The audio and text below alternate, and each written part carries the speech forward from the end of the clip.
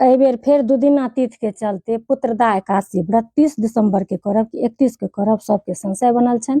चलू हम बताबऽ जा रहल छी। तो देखियो, अपना सब जे गृहस्थ आश्रम में रहै छी से 30 दिसंबर के करब, और जे संत महंत वैष्णव वैरागी छथि ओ 31 के करतथि।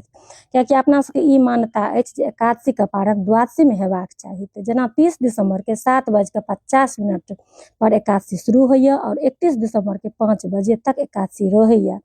और संत महंत सबके कहब छै जे कनियो काल लेल अगर दशमी पड़ि जेतै तऽ हमसब व्रत नहि करब। ओना ओसब दुनू दिन व्रत कऽ लै छथि या एक दिन रोटी खा लै छथि, से अहूँ सब कऽ सकै छी जिनका जे इच्छा हुए।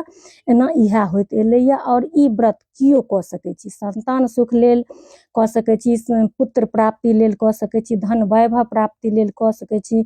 सकल मनोरथ पूर्ण करैवला ई व्रत छी, मन वांछित फल भेटैवला ई व्रत छी। तऽ सब केओ कऽ सकै छी। तऽ सब गोटा की पुत्रदा एकादशी के हम बहुत बहुत शुभकामना दै छी, बहुत बहुत बधाई। लक्ष्मी नारायण के कृपा बनल रहे सब पर।